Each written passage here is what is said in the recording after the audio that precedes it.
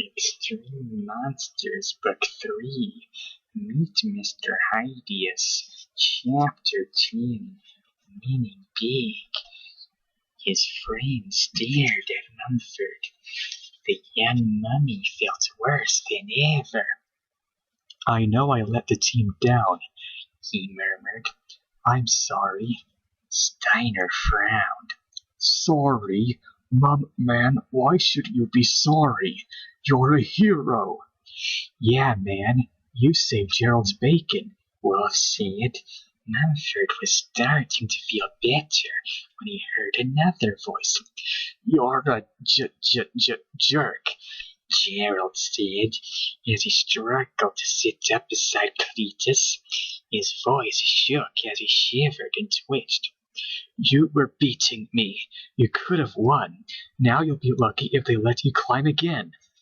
"Oh, he'll climb again," T-Rex said. "That boy's a hero."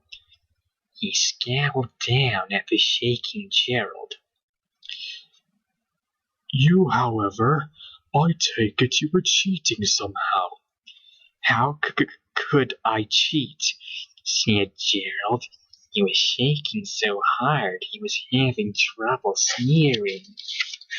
"I was wearing my regulation neutralizer wristband." He held his arm up so all could see. "I won, and you all lost." And suddenly, Mumford understood how Gerald had used him. Mumford was so furious he actually saw red. Steiner saw both their expressions and thought he understood.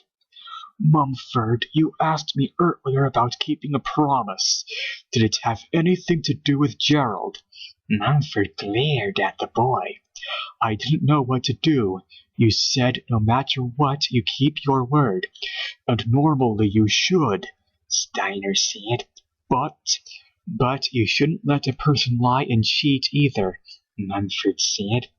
"You figured it out now," Steiner said with a smile. "Yeah, a promise is still a promise, but enough is enough. You don't have to keep a promise based on a lie," Mumford said. "What lie?" Wulf asked. "Gerald had a formula he invented to help me win, but I told him I didn't want it." "He knew I'd say that," Mumford said, glaring at Gerald. "It was a trick to make me promise to keep what he did a secret." Again Mumford looked at Gerald. "To keep me from telling. All along you planned to use the formula yourself." "So later that night, when I saw Gerald doing great tricks, he was drinking that formula," Steiner muttered. Doc pushed his way to the front of the crowd. "And this formula was my nephew's own invention?" Doc asked. Mumford shrugged. "You had the formula in a flask from your lad." Doc said. "Inventing a formula like that requires a surprising amount of work, especially for a young man who likes to take the easy way out." Mumford was afraid Doc didn't believe him. "It's true, though. He kept drinking it all day. I think it's what turned him green and gave him those tusks. He had some with him on the climb, but he dropped the bottle." Mumford looked around for it on the snowy ground, but couldn't see it anywhere. Cletus shifted to one side. He reached under his big rump and held up the bottle triumphantly. "This it?" he asked with a snide grin at Gerald. "I thought I was sitting on something lumpy." Doc pulled out a pocket computer and dipped a small stick into the bottle. The machine pinged, and Doc looked at the results on the screen. "Gerald told you one more lie, Mumford," Doc said. "This isn't Gerald's invention at all. It's mine." "Yours?" T-Rex looked at Doc in shock. "It's your diet formula," Doc said. When my test rat tried the formula, it enhanced his strength and agility, but turned him temporarily into a monster. But did he lose weight? T-Rex asked eagerly. Doc sighed. I'm afraid not. Sorry, T-Rex. You'll just have to go on a diet like everyone else. And like Ratster, Gerald's powers came from chemistry, not biology, so the wristband didn't work. Val said. Jinx grimaced. You mean the real flask never broke? Gerald hid it? I bet Gerald got Mumford to try that mute air trick, knowing he'd get hurt too. I bet he wanted Doc out to the lab so he could get the formula back. T-Rex cleared his throat. The Extreme Monstes looked at him, surprised. They'd been so involved in their discussion, they'd almost forgotten T-Rex was there.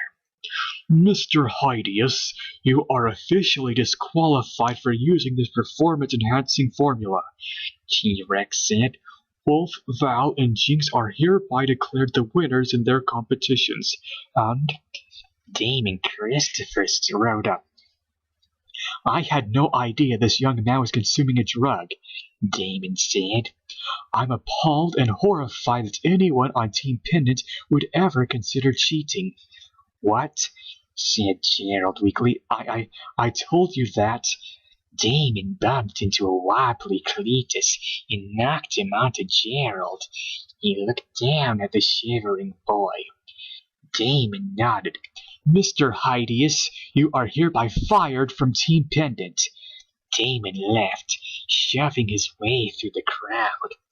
Minutes later, EMS workers loaded Gerald onto a stretcher. The boy was pale and shaking badly. Wait, Gerald said to Mumford. You were winning. Why did you stop? Why did you forfeit to save me? Mumford shrugged. Some things are more important than winning. You are so wrong, Gerald muttered as they carried him toward the ambulance. What a loser! Talk about losers, Wulf exclaimed. Will Gerald be okay? Steiner asked Doc. Doc's nephew still wasn't back to normal. His skin was tinged with green. His hair had purple streaks. His ears had small points, and small tusks still overlapped his upper lip. I'll try to find an antidote.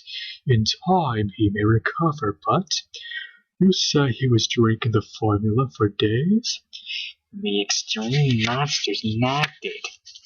Doc shook his head sorrowfully. In that case, my nephew may never return to normal, Doc sighed. Mumford frowned. But why would Gerald want to cheat anyway? That's not really winning. That's just pretending to win. Doc smiled at Mumford. I'm afraid Gerald is very lazy. I don't think he'll ever understand what real winning is all about. But your hard work paid off. That was an amazing climb, and an amazing catch. And knowing how close you came to a legitimate win, an amazing sacrifice, I'm very proud of you. You are? Mumford looked at Doc. He looked at Steiner, Wulf, Jinx, and Val. They were all nodding and smiling. Steiner put his big green hand on the younger boy's shoulder.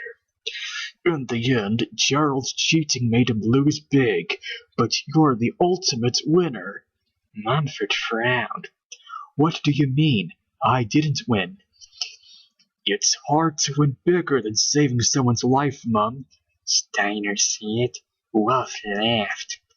Even the life of a first-class jerk like Gerald. The end.